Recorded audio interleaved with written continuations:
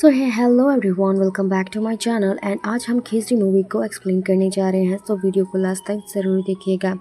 Film की शुरुआत में हम राजस्थान के एक घर को देखते हैं जहां पर एक औरत लड़की को जन्म देती है, पर पता चलता है कि वो लड़की नहीं बल्कि ट्रांसजेंडर है। पर किसी कारण से उस औरत की तभी मौत हो जाती है और उसका पति तुरंत उसे बाहर ले जा करके जला देता है और उस आग में उस बच्ची को भी फेंकना चाहता है, लेकिन वो ऐसा नहीं कर पाता है। उस बच्ची को घर पर लाता है और उससे वादा करता है कि इसमें तेरी कोई गलती नहीं है, तू जिएगी, मैं तुझे जिलाऊंगा और दुनिया से बचा कर रखूंगा। अगले दिन गांव वालों को पता चलता है कि उस आदमी की बीवी मर गई है। इस पर गांव वाले बहुत ही ज्यादा भड़के होते हैं, जिसके बाद वो आदमी बताता है कि पंडित जी ने कहा था कि वो बच्ची मनहूस है, इसलिए पैदा होते ही अपनी माँ को खा गई। उसकी माँ को तुरंत जलाना ही ठीक रहेगा, और क्योंकि बच्ची मनहूस है इसलिए उसे भी किसी न किसी को दिखाना भी नहीं है, क्योंकि अगर कोई उस बच्ची को देख लेगा तो उसे छूत की बीमारी लग जाएगी। फिर धीरे धीरे बच्ची बड़ी होने लग जाती है, पर एक दिन अंधेरे कमरे में उसे उस कमरे से बाहर जाने की इजाज़त नहीं है।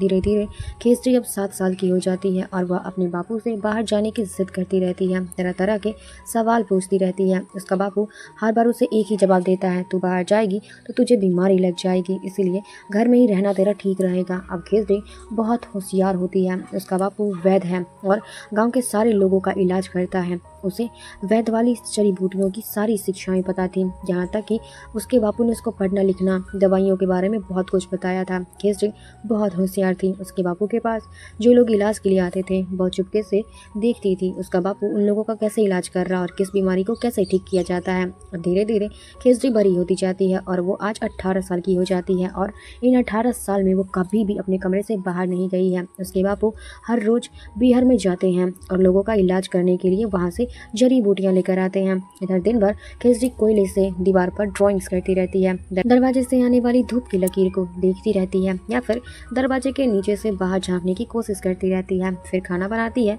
और अपने बापू के आने का इंतजार करती रहती है। एक दिन जब खिचड़ी अकेली थी तो उसकी दीवार पर यानी कि उस दीवार पर लगी कागज की फोटो गिर जाती है, जिसके बाद वो दीवार पर लगाने के लिए यानी कि टांगने के लिए कील ठोकने लगती है। तभी दीवार में एक छेद से छोटा सा छेद जो उसको पूरे गांव का दृश्य दिखा देता है, वह उस छेद से बाहर झांकती हैं। वहाँ गांव के बहुत सारे लोग उसे दिखाई देते हैं, औरतें, बच्चे, बड़े बूढ़े सब लोग दिखाई देते हैं। खिचड़ी अपने बापू से अभी भी बाहर जाने की जिद करती रहती है, पर उसका बापू है कि मानता ही नहीं है। अब खिचड़ी समझती नहीं है कि आखिर हो क्या रहा है उसके साथ। फिर एक दिन उसका बापू खिचड़ी की जिद से परेशान होकर के उसे एक कमरे से यानी कि उस कमरे से बाहर आंगन में जाने की इजाज़त दे देता है, लेकिन आंगन के बाहर या घर के बाहर नहीं देता है, इसी शर्त पे और इस शर्त के साथ कि दीवार के बाहर उसे कोई न देख पाए। उस दिन खिचड़ी पहली बार कमरे से बाहर निकलती है, पहली बार धूप को महसूस करती है। वो बहुत खुश होती है, बहुत नाचती है, बहुत कूदती है, और फिर वह दीवार के छेद से बाहर देखती है। उसे एक लड़का दिखाई देता है, और उसके बाद खिचड़ी के बापू के घर पर आ जाते हैं और बहुत डांटते हैं, क्योंकि खिचड़ी आंगन में नहा रही होती है। तभी उसके दरवाजे पर कोई आता है, वैद्य जी यानी कि खिचड़ी के बापू दरवाज़ा खोलते हैं तो कुछ लोग एक घायल लड़के को इलाज के लिए लाए होते हैं, और यह वही लड़का था जिसको खिचड़ी ने दीवार के बाहर छेद से देखा था। उस लड़की के साथ उसे कुछ लोगों ने बहुत ज़्यादा बुरी तरीके से मारा होता है, क्योंकि वह लड़का लड़की से प्यार करता था। खिचड़ी हमेशा की तरह जैसे कि वह बाकी मरीजों को देखती थी वैसे ही इस लड़के को भी देखती है, और इस बार खिचड़ी को उस लड़के को देख करके बहुत अलग महसूस होता है। वह अपने आप को शीशे में देखती है। उसे पता चलता है कि कुछ तो उसके शरीर में अलग है जो वो नहीं समझ पा रही है, पर वह समझना भी तो चाहती है। खिचड़ी के बाबू कई दिन उस लड़के का इलाज करते हैं। धीरे धीरे अब वो लड़का ठीक हो रहा था। खिचड़ी के बाबू उस लड़की के बाबू को बताते हैं कि उस लड़के को बहुत बुरी तरीके से मारा गया है, वह कभी भी बाप नहीं बन पाएगा, यानी कि नपुंसक हो चुका है, यहाँ तक कि वह कभी भी शादी भी नहीं कर पाएगा। इधर खिचड़ी एक दिन जब उसके बापू के घर नहीं थे तब उसके बापू की सारी किताबें निकाल करके उसमें इंसान के शरीर की रचना के बारे में पढ़ने लगती है, और जब उससे नॉर्मल लड़का लड़की और उसमें क्या अंतर है यह पता चलता है तो उसे बहुत बुरा लगता है। बापू ने एक कहानी सुनाई थी जो कि उसे याद आता है, और उस कहानी में था एक दिन एक ब्राह्मण ने मनिये नाम के एक लड़के को बताया था कि उसके हाथ में विद्या की लकीर नहीं है। तब मनिये ने पूछा कि कहाँ होती है विद्या की लकीर। तब उस ब्राह्मण ने उस लड़के का हाथ पकड़ के लकीर खींचते हुए बताया कि यहाँ पर होती है विद्या की लकीर, इसके बाद मनिया ने घर पर जाकर के चाकू से उस हाथ पर विद्या की लकीर बनाई और मनिया सबसे बड़ा विद्वान बन गया। और अब यहाँ खिचड़ी को भी अपनी तकदीर खुद ही बदलने का आइडिया आता है। वह ब्लेड से अपनी तकदीर बदलने की कोशिश करती है।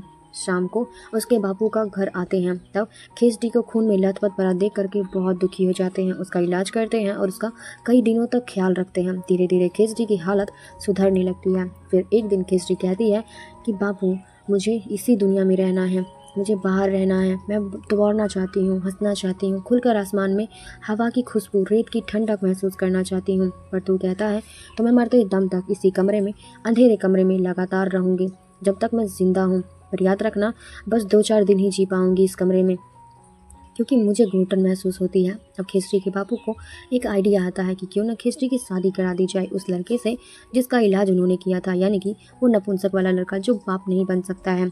लड़का और औरत किसी और नॉर्मल लड़की से शादी तो कर ही नहीं सकता है, तो खिचड़ी भी किसी नॉर्मल लड़के से शादी तो कर ही नहीं सकती है। जिसके बाद पता चलता है कि इन दोनों की जोड़ी परफेक्ट है और शादी हो जाती है। और बाद में खिचड़ी पहली बार अपनी ज़िंदगी में घर से बाहर निकली थी और वह बहुत खुश होती है और अपना घूंघट ऊपर करके गांव के पूरे दृश्य को देखती है और कोशिश करती है। और शादी की पहली रात दोनों एक दूसरे को अपनी अपनी सच्चाई बताते हैं कि वो क्या है और कैसे हैं। खुशी खुशी एक दूसरे को एक्सेप्ट कर लेते हैं। फिर वह अपने पति से पूछकर उसके बापू ने जो उसे सिखाया था उसके दम पर लोगों का इलाज करना शुरू करती है और इलाज के लिए जड़ी बूटियां लाने के लिए रात के समय अपने पति के साथ पीहर में जाती है। वो बहुत खुश होती है, पहली बार इस तरह दौड़ भाग कूद रही थी, खेल रही थी, खुले आसमान के नीचे दौड़ रही थी, तालाब के पानी में भी कूदती खेलती, बहुत खुश थी। पर कहते हैं ना, खुशी ज़्यादा देर नहीं टिक पाती है, किसी न किसी की नज़र लग जाती है। फिर अगले दिन जो उसने जड़ी बूटी बनाई थी बीहर से उसे दवाई बना करके एक बांझ औरत को दे देती है जो कुछ दिनों से बहुत परेशान थी, क्योंकि उसके ससुराल वाले ताना मार रहे थे कि उसको वो बांझ है, उसको बच्चा नहीं हो सकता। उसने शहर में भी बहुत बड़े बड़े डॉक्टर से इलाज कराया पर कुछ नहीं हुआ। इसीलिए वो जब कुछ दिन के बाद आती है तो खिचड़ी के लिए खीर लेकर आती है। पता चलता है कि उसके घर में खुशखबरी आई है। बात की चर्चा अब पूरे गांव में फैल जाती है और गांव के सारे लोग अब खिचड़ी से अपना हर एक छोटा सा बड़ा इलाज कराने के लिए लाइन में खड़े रहते हैं। और अब धीरे धीरे खिचड़ी को लोग देवी मानने लगते हैं, क्योंकि खिचड़ी के पास हर बीमारी का इलाज था। खिचड़ी और उसका पति दोनों बहुत खुश थे एक दूसरे के साथ। फिर एक दिन खिचड़ी पूजा करने के लिए तालाब पर जाती है और तब जब तालाब में बाकी औरतों के साथ पानी में डुबकी लगाती है तो तब औरतों को पता चलता है कि वो लड़की नहीं है बल्कि ट्रांसजेंडर है, क्योंकि जब वो नहा रही होती है तो नीचे का सारा पार्ट दिख ही जा रहा था। सो आप समझ सकते हो अब होना क्या था। पूरे गांव वाले खिचड़ी को बहुत बुरी तरीके से मारने लगते हैं, उसे इंसान समझते ही नहीं।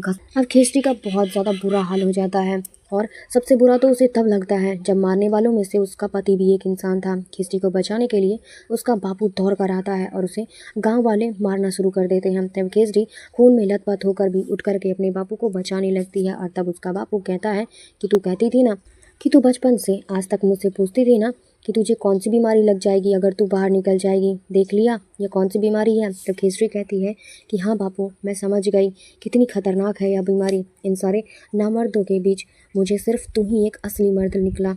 और फिर जिसे इतने दिनों तक देवी कह रहे थे उसको इंसान भी नहीं समझते और बुरी तरीके से मार रहे थे, जिंदा जलाने के लिए तैयारी कर रहे थे।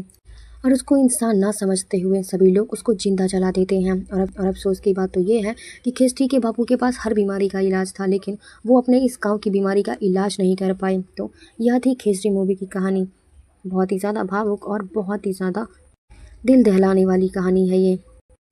अगर आपको भी ये कहानी अच्छी लगी है तो प्लीज़ हमारे इस चैनल से जुड़ जाएं और आपको इसी तरीके की स्टोरीज़ मिलते रहेंगे। सो वीडियो को लाइक, कमेंट, शेयर, सब्सक्राइब करना बिल्कुल भी मत भूलिएगा। सो मिलते हैं अगली कहानी में, तब तक के लिए धन्यवाद।